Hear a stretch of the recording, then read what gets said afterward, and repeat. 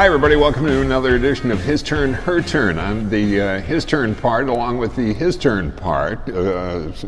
Sounds redundant. Standing in for Al Fix is P-Fix, P-Fix 3. We have worked together on a number of projects before, and Paul was available and Lauren was off working on world peace. Obviously. Yeah, I'm sure. So we came out for two reasons to Santa Clarita, California, to test drive the new. It's a mid-season refresh for the Honda Fit, and also to come here through Honda Performance Development, which is where we're set up in their lobby. And what a great little showcase, huh? Yeah, we have all different kinds of really unique vehicles here on display to really show off the racing history.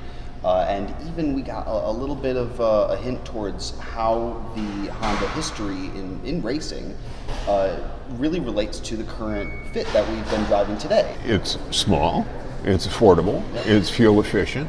It has all of the things on it that you would expect from a subcompact vehicle, which is where the company has its roots. Right, that's exactly where Honda started, and it's nice to see them come back and really refine what they started on. And you can see that going throughout their whole lineup, and you can also see the performance division having a hand in some of the vehicles that are on the road. It's more than a hand. Oh yeah. It is. I would contend that if racing has a heart of Honda, we're sitting in the aorta. Let's get in the car, let's drive it. We've got two different iterations that we're going to show you. We've got an automatic, well, not an automatic, but a CVT transmission version, and also a manual transmission version. So we're going to take a look at both of those and then give you our impressions there, and then come back and wrap it up here from Honda Performance Development. See you in a few. When Honda first came to the US, they sold a lot of vehicles on having a small, efficient vehicle that had some personality. And I think that the new Honda Fit goes along very similar lines. It's a small little vehicle, and I actually like the 6-speed in this. It makes it a lot more engaging to drive, but I've always thought that about manual transmissions. But it's no different in this vehicle. There's somebody in the industry that complains a lot about cup holders. I'm kind of the opposite. Sometimes I feel like there's too many cup holders, or they might be in funky places. This, I'm a little questionable about. I'll throw up a picture right here. There's a cup holder next to the steering wheel that can open and close, and I'm not quite sure what the purpose of it is besides having an extra cup holder, which is nice, if you're driving to work and you need to get your latte and you got to put it right next to you, because of course you got to have one hand on the latte and the other hand on the wheel. But I'm not quite sure what the purpose of it is. I find it cute, and I think that's about the extent of it, but I just felt like I had to mention it. When looking at a competitive set of vehicles, the Honda Fit seems to have a lot of legs up on the competition. Little things here and there that you would only really find in a Honda. Little things like the volume, instead of it being touchscreen like it was in the last generation, it's now a knob, which makes me very excited for reasons I shouldn't be, but I'm very excited that it's a knob. I like that tactile feel. And that goes along with a lot of the other things in the vehicle. It's the tactile feel of the buttons and the way that the steering feels, and the suspension, which has had a slight upgrade, gives it a little bit more control. And in an economy vehicle like this, in the subcompact segment, I think that makes a big difference for driving confidence, as a lot of the manufacturers would like to say. But I really feel that in this car. I think that it's capable for an efficiency vehicle like this. Nobody is going to need a Honda device driving this.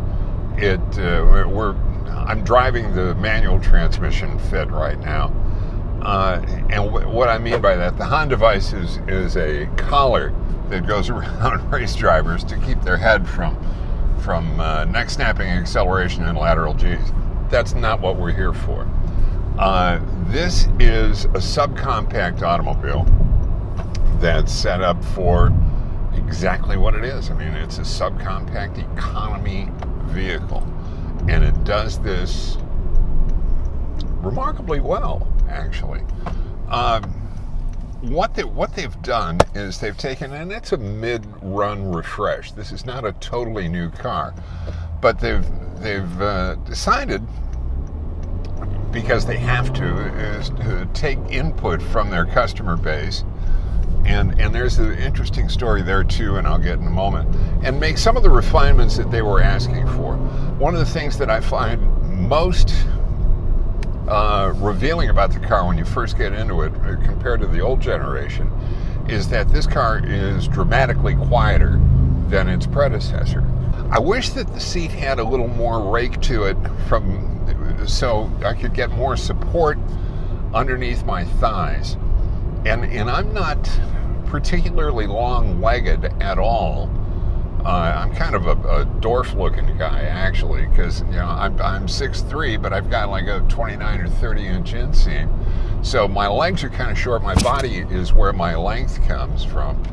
And so even with that, I'd like to be able to get a little more rake into the front seat to give my legs more support than they're getting right now. The instrument panel, nice. Everything's there. Paul was talking about the knob that's there. Sometimes, and remember that when smartphones came out, everybody said, hell, nobody's going to buy an iPhone where there's no button to hit for a letter or for a number. Well, here we are 10 years later, and inductive inputs on a smartphone, everybody does it no problem. Having said that, I like that there's a knob there as well. I think it's a good move. They got a lot of pushback on that from a lot of their different models for what was going on. I like in the upper ends of this, there are seat heaters, which in northern tier states is going to be a very welcome thing. I did not see whether or not there's a steering wheel heater. I doubt it, but I'll check that, and if there is, we'll take a look on the bottom, and we'll put that information down for you. From a handling standpoint, like it just fine. Is it an NSX? No, it's not. It's a really capable, competent, better riding than its predecessor, Honda Fit, and that's a good place to be. As I was talking about in the car, you're not talking about a car that is built for performance, and yet at the same time, for what it does and for what it's designed to do, it does it quite well. And also there are things that you can do as an owner that can bump up the level of performance. It's really not engine mods that are going on, but the Honda factory performance, HFP, right, is also part of the company, just like Honda HPD. Yes, lots of acronyms. Yeah, so it's like everything. Everything is alphabet soup.